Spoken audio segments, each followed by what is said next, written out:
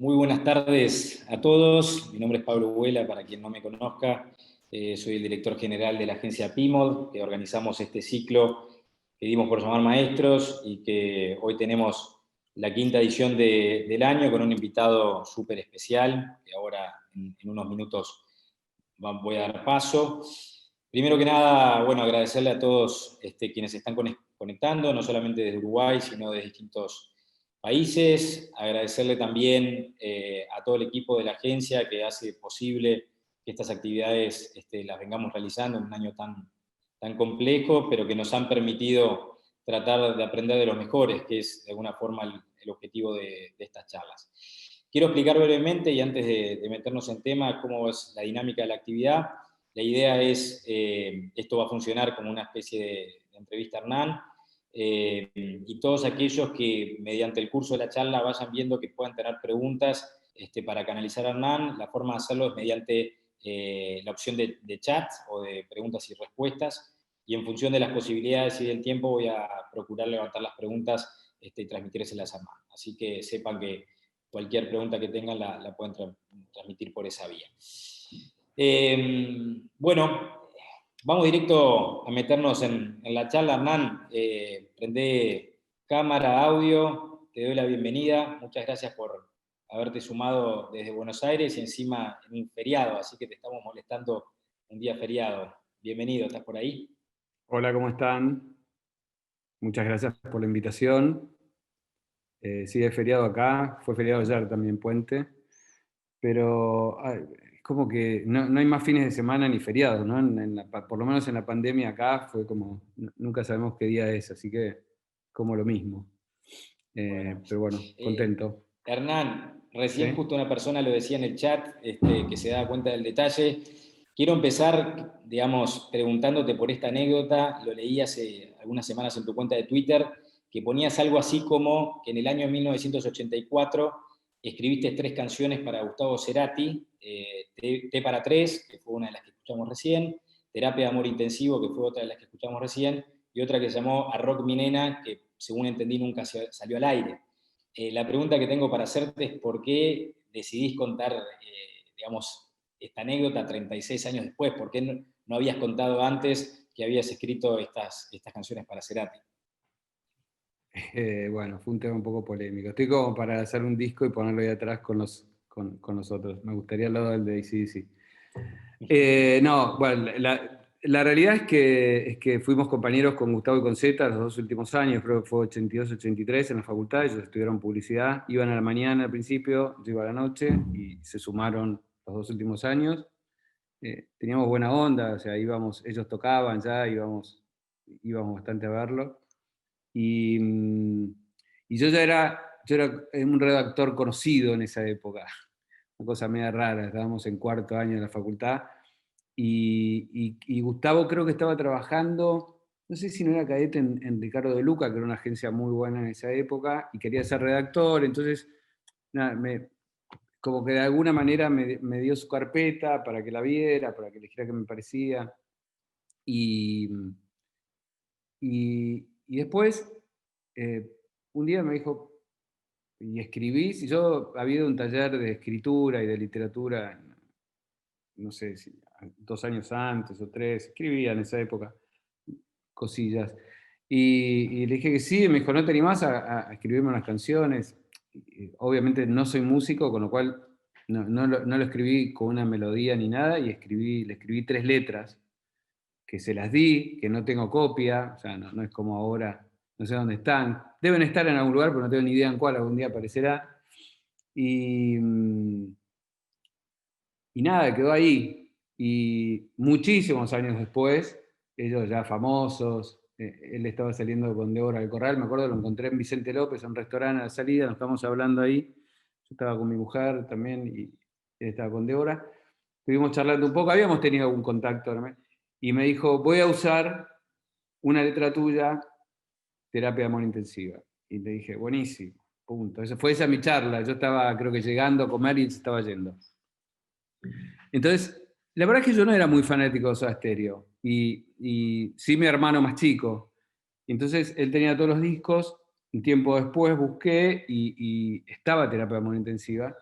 Y entonces empecé como a rechequear todo, y apareció T para tres, que tiene una historia muy fuerte atrás que yo no quiero polemizar sobre eso. O sea, yo no estoy mintiendo. O sea, hace poco que lo puse en un tuit y se armó un lío con fanáticos y todo eso. La verdad es que yo no sé si las letras terminaron siendo tal cual yo las escribí, no creo. Sí, los títulos, no tengo ninguna duda, esos dos títulos, Terapia de Amor Intensiva y T para tres, son míos. Y había una tercera que para mí era la mejor, que era Arro Rock, mi nena, que era una canción de cuna para despertarse. ¿No? Pero, nada, esa es la anécdota, lo puse, se armó medio un revuelo, ¿no? Y ahí quedó. Pero Hernán, bueno, en el libro, que después tampoco sabía que Z había escrito un libro, en ese lío de twitters, de tweets que hubo y qué sé yo, apareció un tipo que puso en el libro donde eh, Z cuenta que habían tomado una canción que había escrito Hernán Poe. O sea, ahí esa fe, yo no tenía ni idea. Así que esa es un poco la Hernán, anécdota, pero no más que eso. justamente todo ese revuelo en Twitter también lo vi, y bueno, quería empezar entendiendo cómo había sido también esa historia. Yendo un poco a tus inicios y después nos vamos a meter ya en tu visión de la publicidad, de la creatividad, de la actualidad. Repasar, digo, también tus inicios. Leí, y corregime si no, vos empezaste a trabajar en publicidad a finales de la década del 70, en la agencia Naya, en la parte contable, me llamó la atención Sí. eso, y tiempo más tarde recién pasaste a la parte de redacción creativa. Preguntarte un poco de cómo fueron esos inicios y qué fue lo que te enamoró de la profesión, como para saltar de la contabilidad a la redacción creativa. En realidad, bueno, yo estudié, en esa época había perito mercantil y bachiller acá, o sea, el perito mercantil estaba mucho más, estaba relacionado con la contabilidad el bachillerato estaba más relacionado con lo humanístico. Eh, y a mí, yo quería estudiar arquitectura, me gustaba muchísimo, me sigue gustando, es mi hobby la arquitectura, me encanta.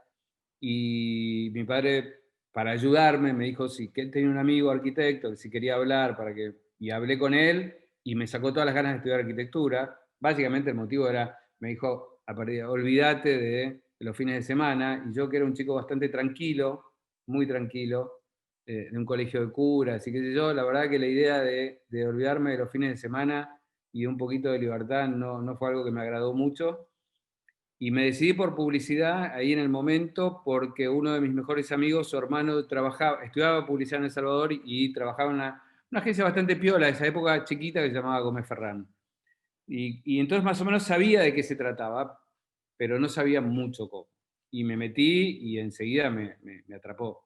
Y sí, mi primer trabajo fue en Naya, porque me lo consiguió mi padre también, porque era amigo del cuñado de Naya, y obviamente el único trabajo que podía empezar a hacer ahí era en administración. O sea, hacía facturas que las escribía a máquina con papel carbónico, y después las pasaba a una ficha y tenía el fichero. Para una agencia que tenía mucho de medios, eran agrupados, avisos chiquititos que salían en los diarios y en las revistas. Ese fue mi comienzo. Ya tiempo más tarde, también se dice mucho de vos que marcaste una era siendo director general creativo en Young. Hay muchas notas que hablan de cómo vos marcaste, digamos, a toda una generación.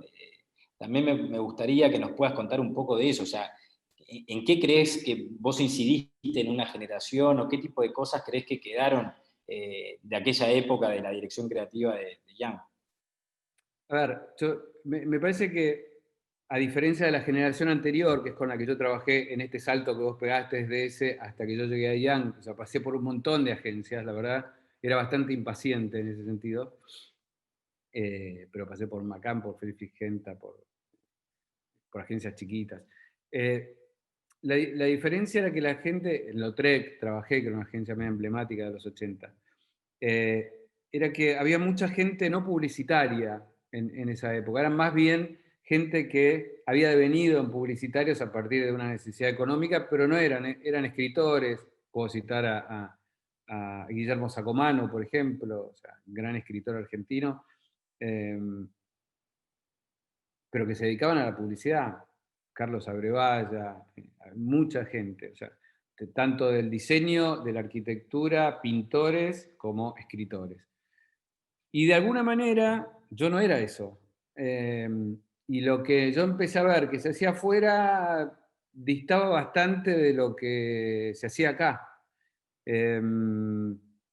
Entonces me parece que mi búsqueda fue esa. Entonces, al llegar a Young, de alguna manera, o antes, pues yo primero fui redactor 2 años y pico en Young, me fui como director creativo menos de un año a la agencia de David Rato, y después me volvieron a llamar porque Gabriel Dreyfus se había ido y entré como director general creativo en Young.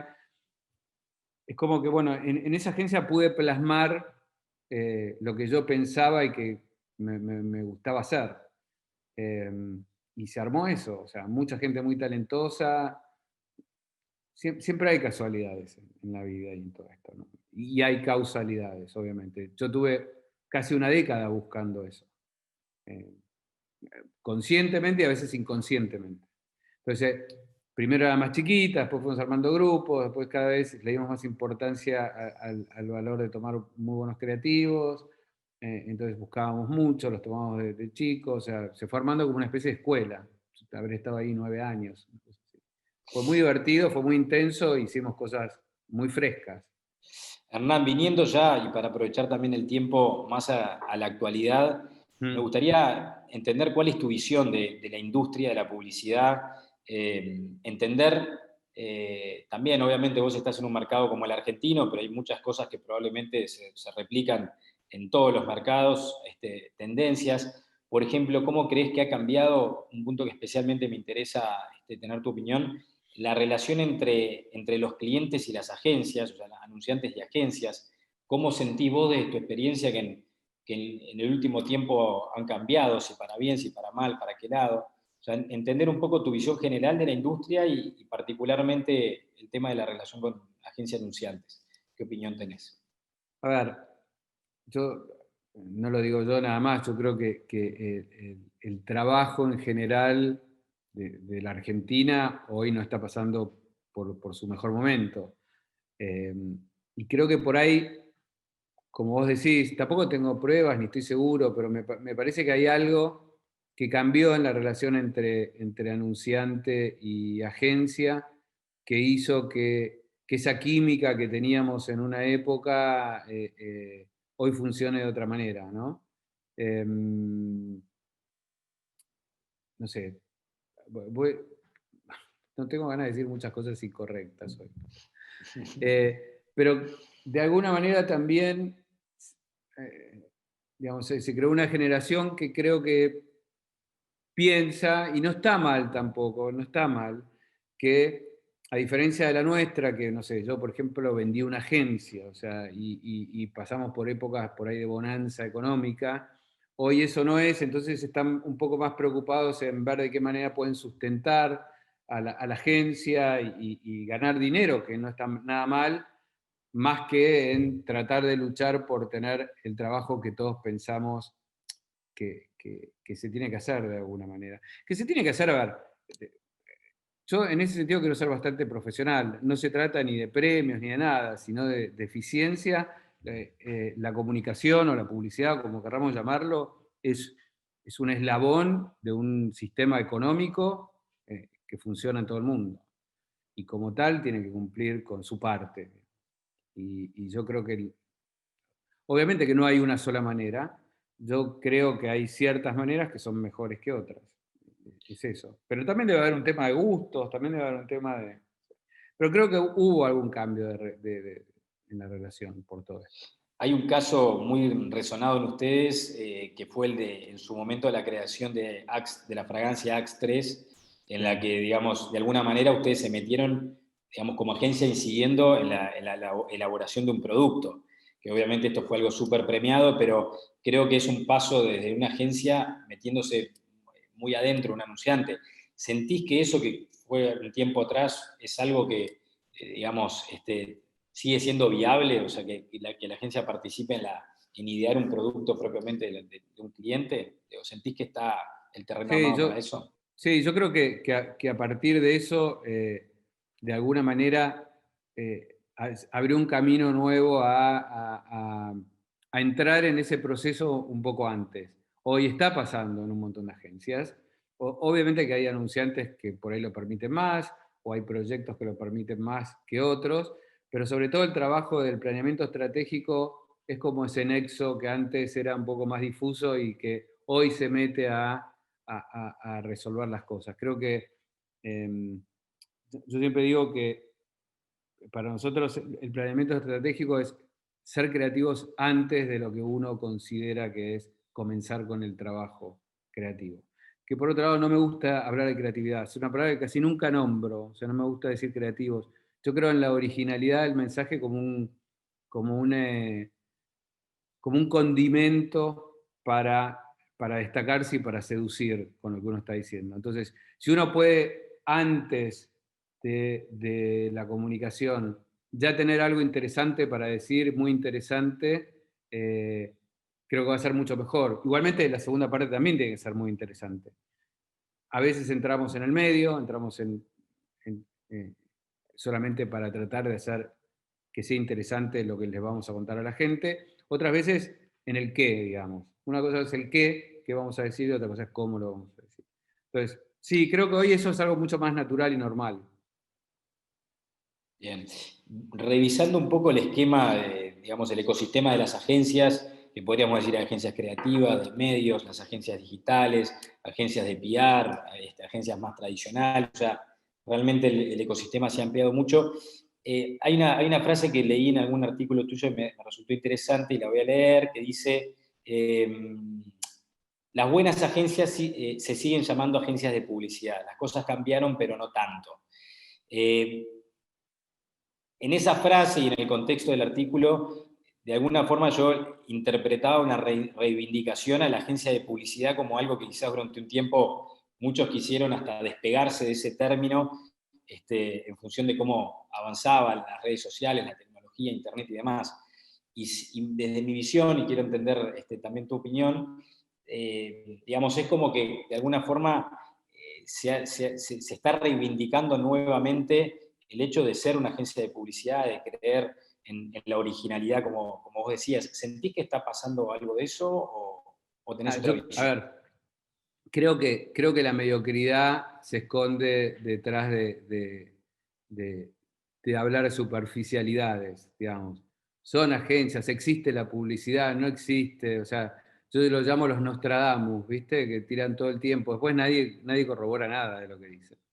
Entonces, eh, pero creo que es eso, alguien trata de buscar diferenciarse cambiando si es una agencia de publicidad, si se llama estudio o si se llama peluquería. Eh, eh, lo que sí creo es que las mejores agencias del mundo siguen haciendo trabajos increíbles, eh, eh, no muy diferentes en su génesis por lo menos, con lo que se viene haciendo desde hace muchos años. Y puedo nombrar a Wieden & Kennedy, a Goodby Silverstein, a Adam and Eve en DDB, Droga 5 en Londres, eh, David, Miami. Entonces, eh, creo que obviamente que cambiaron, que la vida cambió. O sea, y creo que esta pandemia nos puso a la tecnología que venía tratando de alcanzar a la gente por delante de la gente. Pero igualmente sigo creyendo que nosotros somos productores y creadores, y hacemos delivery de contenidos, ¿no? Estratégicos con una función comercial, puramente comercial.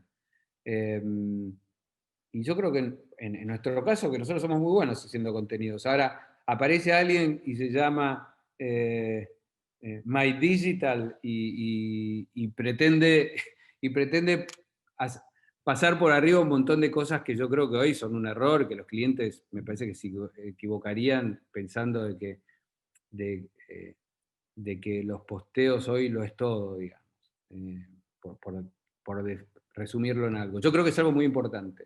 Es algo muy importante, hoy cambió la comunicación, pero también tenemos el caso del presidente de Procter & Gamble saltándole a la yugular a todas las compañías digitales diciendo que la performance no era la que le habían dicho y todos le devolvieron la plata.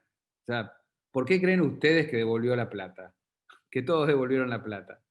Entonces, creo que es un mercado mundialmente, es un mercado mundialmente que obviamente nosotros trabajamos de esto, entonces es como innato lo que nos sale para decir, esto cambió, yo soy otra cosa, yo hago algo distinto porque yo soy el futuro, ¿no? Es como una especie de Jesús, síganme.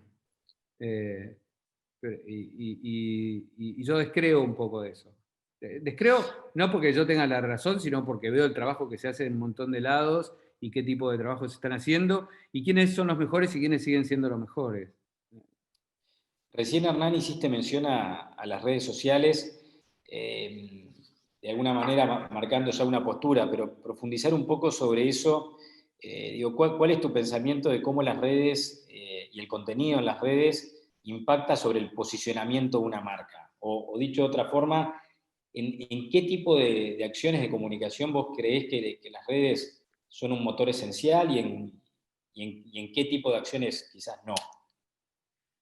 Creo, a ver, las redes sociales sin duda son un amplificador y un micrófono terrible de la gente. Creo que desde el lado de los consumidores, hoy los consumidores tienen un lugar en donde expresarse que antes no tenían. Y eso es un cambio muy importante en la comunicación, ¿no? Si uno habla de comunicación. Antes era lo que hacíamos nosotros, iba allá y, y los resultados eran o las ventas o las investigaciones. Hoy pasan cosas mucho más allá de eso. Con lo cual es un punto para tener en cuenta. Y después desde nosotros, cómo usar eso de una manera, yo creo que noble y ética y funcional, ¿no? O sea, creo que hay maneras inteligentes de poder usar las redes sociales desde las marcas. Desde mi punto de vista hay mucha mierda, hay mucha basura que le molesta a la gente. O sea, pensemos que antes decíamos que la tanda le molestaba a la gente y que a partir de que apareció el zapping, eso iba de alguna manera a calmarlo. Imagínense ahora, donde todo el tiempo te están apareciendo que un día entraste para ver algo de Nueva York y te salieron durante 10 días promo de oferta de viajes. Yo no quiero viajar.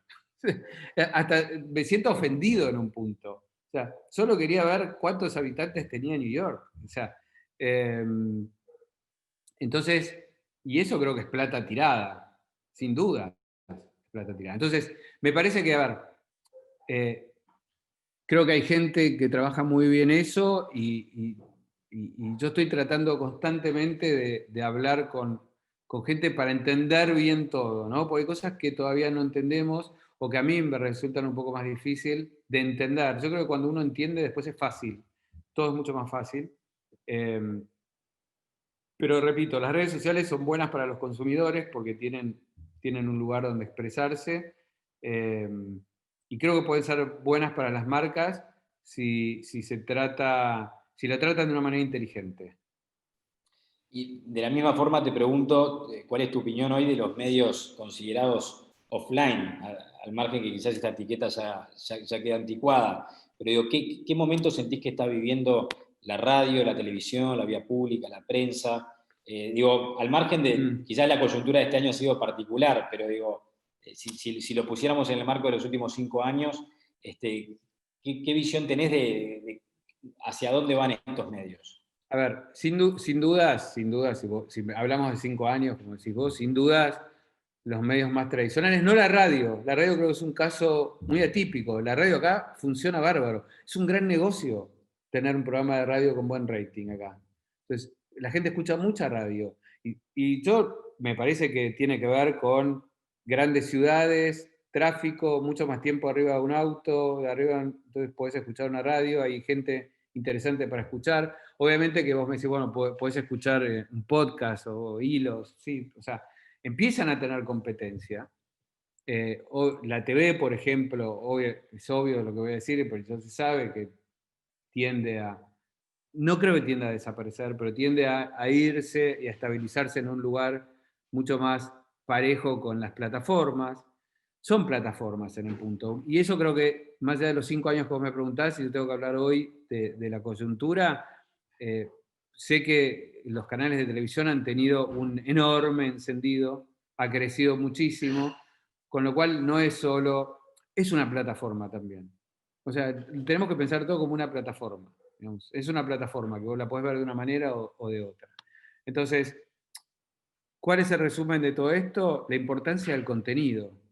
La importancia del contenido. Y eso es lo que creo que las agencias, las buenas agencias, podemos hacer y sabemos hacer y de qué manera entretener a la gente. La gente busca entretenimiento, busca información. La comunicación, la publicidad también es información, no es solo entretener. Yo te cuento algo, te cuento algo sobre mi producto y te lo cuento de una manera interesante, como para que vos te acuerdes, como para que a vos te parezca fantástico, como para que vos te guste, para lo que quieras. O sea, pero en algún momento eso va a funcionar. Justamente me engancho con algo que tenía en mente y recién vos lo mencionabas. En un momento leí en una nota que vos hablabas de que el propósito de la marca, que es algo de lo que tanto se habla hoy, es posterior al rol del producto, que de alguna forma que hacías mención a un yogur, por ejemplo, si el yogur no te gusta, por más propósito bueno que tenga, difícilmente lo vayas a consumir. Y decías la frase de yo soy pro producto. Comentarnos un Okay. poco de esto, digo, cuando está tan de moda hablar de propósito, de alguna manera siento que valorizás también el rol del producto antes que nada. Sí, pero a ver, el ejemplo que yo puse del yogur es tal cual. Si yo como yogur, no como tanto ahora porque hace mal a mi flora intestinal. Pero bueno, me gusta. Pruebo. No me gustó, no lo compro más. Así lo hayan hecho los granjeros de la Patagonia Argentina y me muestren un contenido increíble y de las ovejas. Por ahí vuelvo a probarlo, a ver si me equivoqué o sea algo. Pero si no me gusta de nuevo, no lo voy a comprar nunca más. Entonces, yo creo en el rol del producto. Creo que cuando me refiero a gusto en el caso, o al sabor en el caso de un yogur, también me puedo referir al, al uso, ¿no? O sea, la utilidad. Si no me es útil, por más que eh, puedo tener un buen feeling con la marca, me puede gustar, qué sé yo, pero por ahí no la voy a comprar. O sea, no sé. Entonces, creo que aparte, sirve para orientarnos también en la categoría, y eso no es un tema menor en la comunicación, digamos, que cuando vos veas lo que yo estoy diciendo, entiendas lo más rápido posible de qué estoy hablando y de qué se trata el tema. Entonces, por eso soy pro producto, creo en los productos y creo, eh, los japoneses son geniales para eso, digamos. Tienen productos increíbles y quizás muchos mejores productos que comunicación, aunque tienen un diseño maravilloso. Entonces, creo que el producto es súper importante, tener el rol de producto, para qué sirve, a quién le voy a hablar, de qué manera, a quién le va a servir, a quién le va a gustar, para después ver, bueno, cuál es el propósito de la marca de ese producto. Entonces, me parece como un paso posterior. Pero bueno, pero es un poco lo que hablábamos antes. Todos los Nostradamus ahora salen con la bandera, ¿viste? De el propósito de marca. Y, y- y así vamos por la vida, señor. Yendo a lo que implica el trabajo de creatividad, se dice que una de las vedettes quizás del momento actual tiene que ver con la velocidad. Entendiendo que el trabajo creativo en gran medida tiene que ver con el pensamiento y con la inspiración y con encontrar el tiempo para hacerlo, ¿cómo sentís y cómo vivís el trabajo creativo en esta era donde todo es para allá? ¿Es posible darse el tiempo para encontrar la reflexión necesaria para trabajar sobre un brief, sobre una marca? Bueno, a ver. eh, un poco lo que hablábamos en las redes sociales, yo creo que es una de sus ventajas diferenciales. Que vos salís, o sea, yo acá, no sé, 2 minutos antes de que salir, mandé un tweet, ¿entendés? Y hubo alguien que me lo respondió diciendo estoy saliendo. Eh, yo creo que la comunicación tiene que ver con buscar de qué manera diferenciarse y la velocidad es una manera. Entonces, eh, sí, no tenés el tiempo para filmar, hacer nada, o sea, tenés que estar ahí. Entonces, creo que el diferencial de esa comunicación es el tiempo, es la velocidad. Punto. No busquemos nada más. O sea, si aparece algo junto con eso, obviamente que sí. Pero la tardanza mata el mensaje, digamos. O sea, creo que el mensaje es el tiempo, es la instantaneidad. Y es eso. Entonces no habría que buscarle más. No, bueno, se puede. Y hay gente que le encanta, o sea, porque, digamos, obviamente yo siempre digo, la diferencia, no sé, entre un banner que tiene 1x5, una doble página en La Nación, un domingo, que es el diario más, digamos, más grande, no digo más importante, pero era el tamaño, eh, digo, chicos, ¿ustedes se ponen contentos con esto? Bueno, yo me ponía contento a abrir y, viste, estaba excitadísimo llegar el domingo y abrir y ver cómo estaba bien impreso, si estaba bueno, si causaba el impacto que nos parecía. Eh, pero no soy un nostálgico, y al contrario, o sea, digamos, vas a encontrar pocos de mi generación trabajando como trabajo yo. Y ganando Grand Prix del Círculo Creativo en TV y otras pantallas como ganamos hace 2 días. Entonces, eso tiene que ver con, yo acepto esas cosas y por eso le doy el valor. Me parece que ahí el valor es la instantaneidad. O sea, esa es la creatividad, por llamarlo de alguna manera. Pese a que yo no creo en la palabra creatividad, como te dije, yo creo más en la palabra recreatividad. O sea, nosotros lo que hacemos es recreamos cosas, somos recreadores. Eh, y unimos distintas cosas y las ponemos para un fin.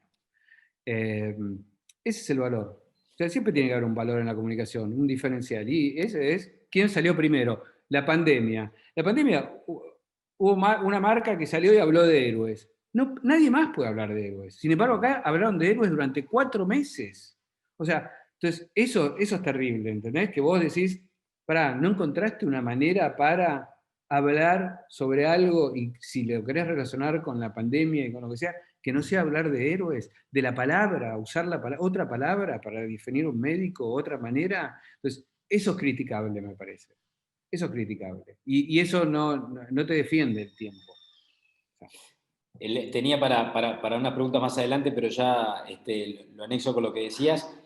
¿Qué opinás de lo que está pasando con la publicidad justamente en momentos de pandemia, donde quizás en marzo, abril se dio un tipo de comunicación y hoy se está dando otro tipo por parte de las marcas?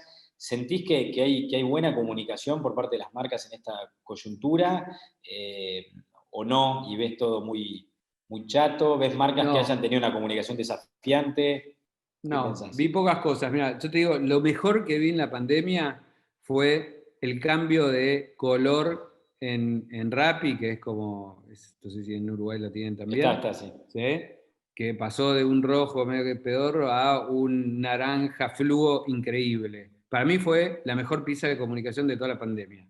Vos ves por la calle ese color por todos lados, pusieron algunas sillas en algunos bares, pero ves eso, o sea, mataron a la competencia, la mataron con un color. Pues yo creo mucho en el diseño. O sea, creo que el diseño es una palabra mucho más amplia de la que todos pensamos, pero en ese caso, para mí es lo mejor que yo vi en la pandemia.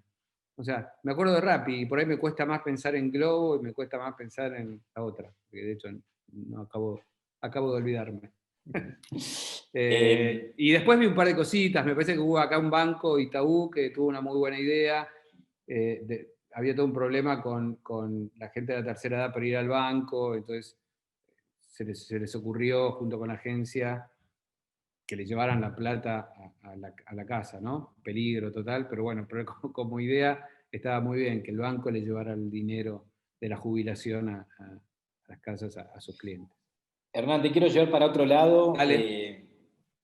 ¿Cuál es tu opinión sobre todo el cambio que se está viviendo social a nivel mundial del empoderamiento femenino y cómo eso está incidiendo en la comunicación marcaria, en la publicidad, siendo también vos de los responsables, por ejemplo, la comunicación de una marca históricamente como es Saks, parada con una postura de género.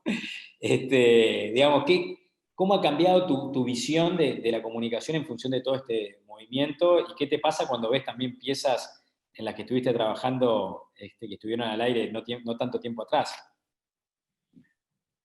Es terrible, o sea, cuando ves piezas para atrás. De hecho, bueno, nos reivindicamos haciendo un proyecto, o sea, nosotros hicimos una nueva variedad para Axe que se llamaba, se me fue ahora, que era, a ver, debe haber salido en Uruguay, que es wow, wow, wow. El producto era, te baja la temperatura corporal, ¿sí? Y entonces toda la campaña tenía con wow, wow, wow, alguien que frenaba, o sea, digamos, la gente frenaba a los tipos que se querían pasar de listos, digamos. Y no solo eso, sino que esa campaña termina con viejos comerciales que son wow-woweados, de alguna manera, por Axe. Wow, wow, ¿viste? O sea, stay cool, ¿no? Guy. Stay cool, all Axe commercial. Entonces, era cuando iba a pasar algo en estos comerciales que hoy no podrían salir nunca, en estas piezas que por ahí hoy posiblemente no podrían salir, no porque fuesen terribles, sino porque tiene una cosa de época, porque en el fondo era muy naif.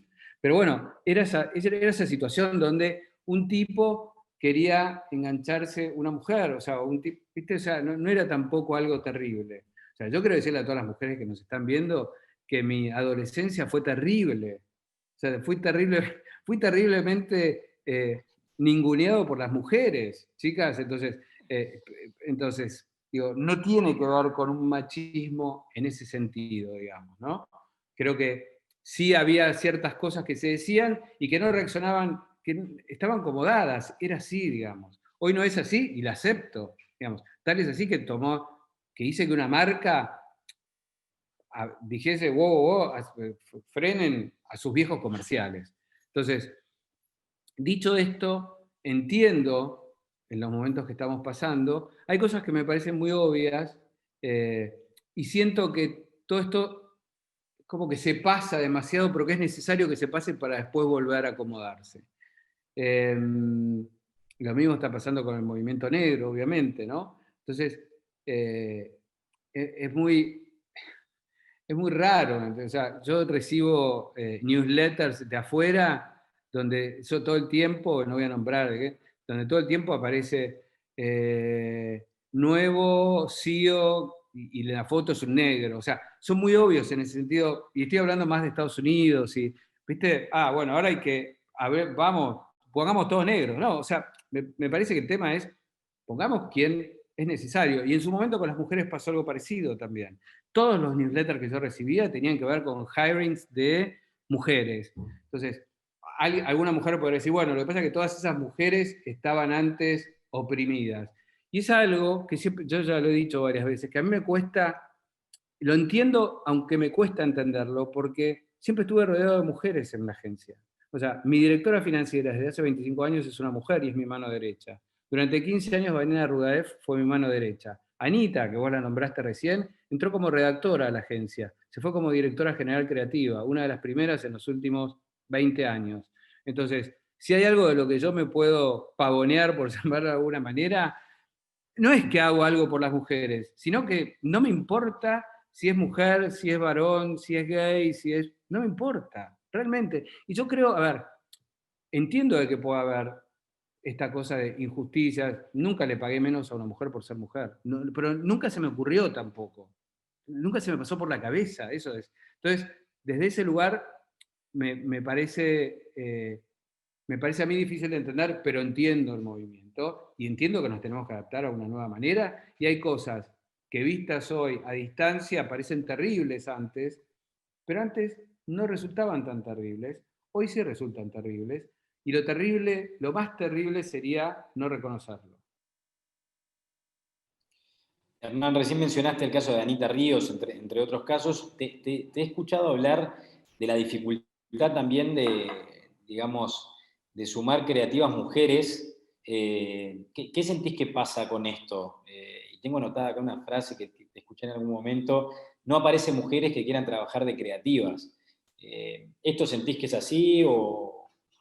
No, a no ver, tanto, y si fuera así, ¿por qué? No, a ver, yo siempre tuve equipos, digamos, en Young Rubicam, en mi época de Young Rubicam, estaba en Chanel Basualdo, había un montón, había varias mujeres, estaba Fabiana Renault, o sea, digamos, pero quizás en los 80 había más mujeres. A partir de esa época no hubo tantas mujeres, realmente no hubo tantas. Hay una realidad también que es la maternidad.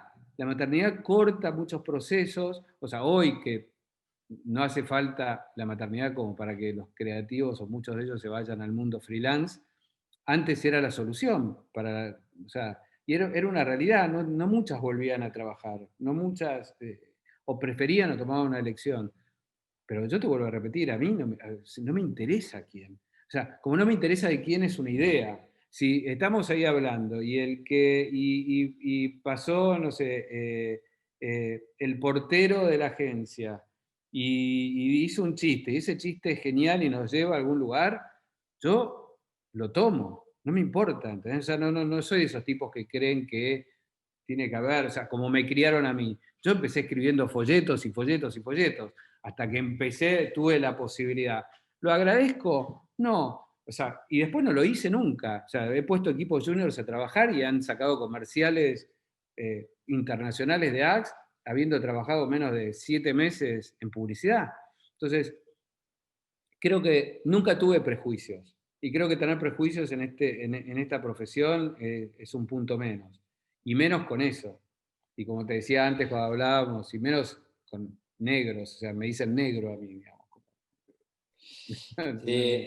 Hernán, levantando también una pregunta del público, y agradezco también a Floro, que fue quien te respondió, se ve que por Twitter, y nos decía que el producto que hablabas es el Axe Ice Chill. Sí, es chill. Levanto Gracias, una Flor. pregunta del público que preguntan cuál es tu opinión de los influencers.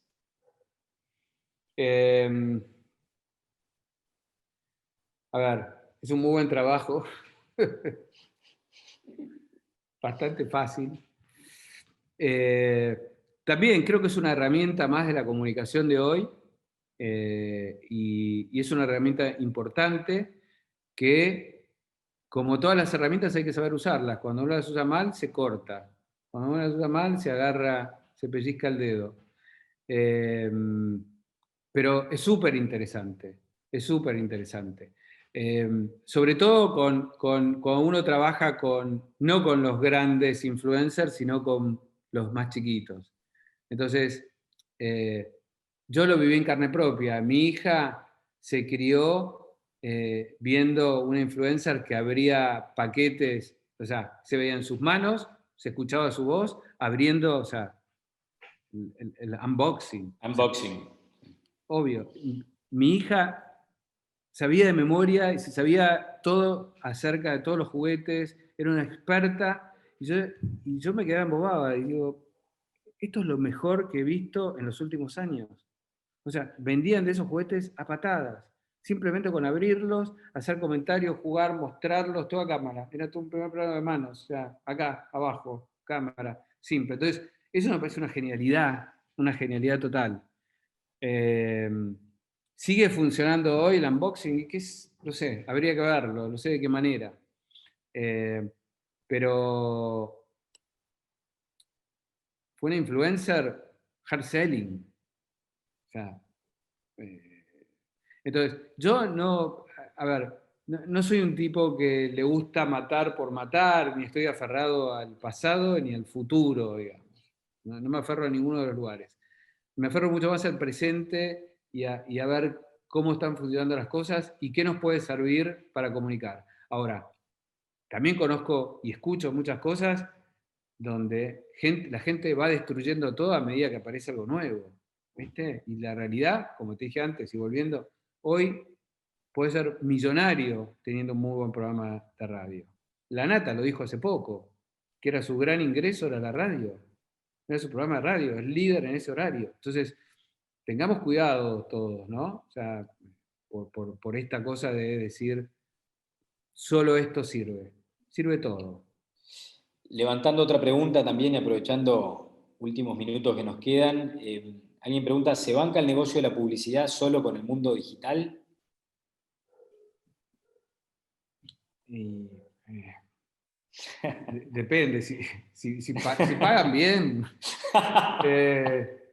si pagan bien, sí. No, a ver, me parece que ese es un apartado, digamos. O sea, nuestras economías hoy y el mundo como está, pero más nuestras economías latinas, o la Argentina está mucho más castigada en la valoración de nuestro trabajo. No está bien pago. Y yo me doy cuenta, ojo, yo como digamos, dueño de agencia de alguna manera, aunque no lo soy todavía, ya más, me doy cuenta, pero nos están pagando poco, en realidad. No- y creo que se está subvaluando nuestro trabajo, ¿viste? Y, y posiblemente en contrapartida a eso se está sobrevaluando otro tipo de cosas. ¿Y quién es responsable de eso? ¿No crees que principalmente justamente somos las agencias?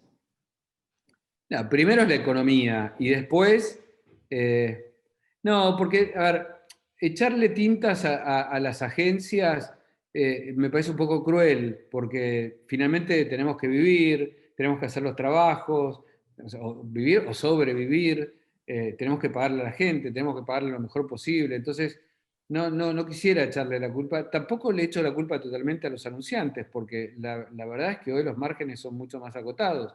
Sí, me parece eh, que los anunciantes y hay, y los conozco algunos, y ni siquiera yo trabajo para ellos, que valoran eso y como pueden pagarlo, lo pagan.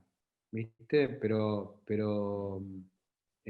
Porque somos como te dije antes, somos un eslabón muy importante en este proceso de comercialización, en este negocio. Entonces me parece un poco cruel y un poco injusto que no estemos bien pagados como el resto de la cadena. O sea, la verdad que es eso. Pero Me no le echo gustaría la tener, culpa a nadie en particular. Me gustaría tener tu opinión de los premios, habiendo sido vos jurado de cuánto premio local e internacional hay vinculado a la publicidad y obviamente ganador de un montón de premios. ¿Qué fibras crees que los premios tocan dentro de las agencias, incluso a los anunciantes? ¿Qué lugar ocupan? Te- eh, el premio, el premio puede resultar peligroso si uno no sabe detectar bien para qué sirve. Obviamente que a todos, o sea, a quien diga que no le importa ganar un premio es como un tipo raro, pero bueno, a todos nos gusta ganar premios. Yo acabo de decirlo hace un rato haciéndome promoción sobre el último premio que ganamos. Pero en realidad es porque me siento orgulloso y porque creo que finalmente valora una manera, los premios en la industria valoran una manera interesante, diferente, original, eh, novedosa, entretenida de hacer nuestro trabajo. Y nuestro trabajo depende de hacer cosas nuevas, divertidas, interesantes, originales eh, eh, para que el producto cumpla con lo que fue hecho, que fue para ser vendido. Entonces, eh, Gabriel Dreyfus decía una frase que era interesante, que decía, los premios no son una garantía de ventas, pero la falta de ellos lo es menos aún. Y es verdad, ¿entendés? Creo que, a ver, es lo mismo que yo tengo acá frente a mí, todos los D&AD ahí puestos, acá aparecen los brasileros, bueno, acá son arquitectura de libros y vuelvo a tener algo de publicidad acá. Eh, Uno aprende a trabajar en esto, o sea, lee, ve que se hace en otros lugares, y me parece que los premios de alguna manera tienen eso, poner, bueno, ¿qué es? No quiere decir que, bueno, pero a mí no me importa porque vendo, porque lo mío, lo que hago, vendo. Yo tenía un cliente, Adidas, trabajé para Adidas, Adidas compraba la retiración de tapa del diario, de la revista del diario Clarín de todos los domingos, y ponía una zapatilla gigante así. Me costó muchísimo tratar de cambiar ese diseño. Entonces un día me cansé y me senté con quienes manejaban y digo, obviamente ellos sacaban, digo, por qué no venden las zapatillas que vendían hace 5 años, ¿por qué todos los años cambian? No, bueno, pues nos tenemos que renovar y tenemos que hacer nuevos modelos para que la gente... Le digo, ¿y por qué no querés hacerlo con la comunicación? O sea, la comunicación es lo mismo. La gente ve desde hace 3 años los mismos avisos con una distinta zapatilla. O sea, muy probablemente piense, porque tampoco la gente está esperando ver esa contratapa y esperando leer nuestros avisos, esperando ver nuestros tweets o sea, nada, tratamos de evitarlo. La verdad, seamos honestos, que la gente trata de evitar la publicidad, la comunicación, trata, o sea, es algo... eh, y me dijo, la verdad que tenés razón, bueno, tráeme una alternativa. Y ahí pudimos realmente generar eso, o sea, el tema de dar un paso. Y me parece que esto se trata de buscar maneras originales de contar algo. Y los premios valoran eso. Por ahí no pueden valorar la efectividad. Los CEFI trataron al principio de hacerlo. Hoy, para mí, entraron en la misma cadena de todos los premios. O sea, se dibujan ciertas cosas. Pero me parece que son importantes para la industria. El tema es que no creamos que eso es lo único. O sea, a mí me pone mucho más contento que venga un cliente y me diga, si nos fue buenísimo, no sé, lo vendimos un montón. Nos pasó diseñando unas latas para frisé, que es una bebida alcohólica, que hicimos nosotros el diseño dentro de la agencia y la propuesta fue nuestra, se cansaron de vender. Y para mí ese fue el mejor premio del año. Pero bueno, no tiene la saliencia que tiene un festival. Pero obviamente son parte de la Hernán, industria. Hay que saber seleccionar también dónde mandar y quién te está juzgando. Siempre yo pensé eso, o sea, yo muchas veces mando más cosas al día en AD y he ganado poquísimo, nunca gané un pencil amarillo y he ganado Leones en Cannes, he ganado el Grand Prix en Cannes y nunca gané un pencil amarillo, gané de madera, gané de... Y voy a seguir mandando porque creo que ahí están los tipos más piolas para que juzguen mi trabajo. Y de eso se trata, de tratar de crecer. Hernán, para cerrar y respetar el tiempo también tuyo, son 6 de la tarde, preguntarte, digamos, ¿qué es lo que te sigue atrayendo de la publicidad? ¿Por qué después de empezar en esto a fines de la década del 70, seguís en este baile? Lamentablemente me encanta, es terrible eso, es terrible, lo lucho en terapia. No ha aparecido, o sea, mi ex socio decía que era nuestro hobby, y creo que de alguna manera tiene razón, o sea, y agradezco eso, que nuestra profesión se haya convertido también en nuestro hobby, pero llega un punto donde eh, es, es, eh, es difícil salir, a mí me cuesta mucho salir, pero me sigue gustando, o sea, disfruto pasar horas editando, disfruto pasar, me sigue emocionando ver ideas buenas, me sigue enojando ver ideas malas. Eh, Obviamente que hay cosas que ya las pasé porque voy a cumplir 60, terrible. Pero creo que es una profesión encantadora. El otro día el presidente del Círculo Creativo, Joaquín, decía que en parte es porque reúne un montón de cosas en una sola, o sea, tener relación con músicos, tener con directores, con fotógrafos, con gente súper interesante, con ilustradores, con directores de cine, o sea, tener relación con un montón de cosas que no sé si hay otra industria que lo tenga. Hernán, bueno, gracias por tu tiempo, súper interesante, agradecerle también a todos los que estuvieron presentes y bueno, ojalá que cuando pase esta pandemia podamos tenerte acá por Uruguay compartiendo con nosotros. Muchas Dale, me gracias y encantaría, gracias a muchas todos. gracias. Y bueno, pueden ver, competimos, quiero que lo sepan, ya que estamos hablando de todo esto, competimos con Juventus Barça. Es más, hasta yo pensé si tenía que sentarme enfrente de esta cámara o no. Así que a los que estuvieron les agradezco muchísimo. Hubiese Bueno, sido mejor lo gracias, otro, gracias a Messi todos. contra Ronaldo. Chao, gracias. Hasta Hernán, luego. gracias, chao, chao, chao, chao, chao. Chao.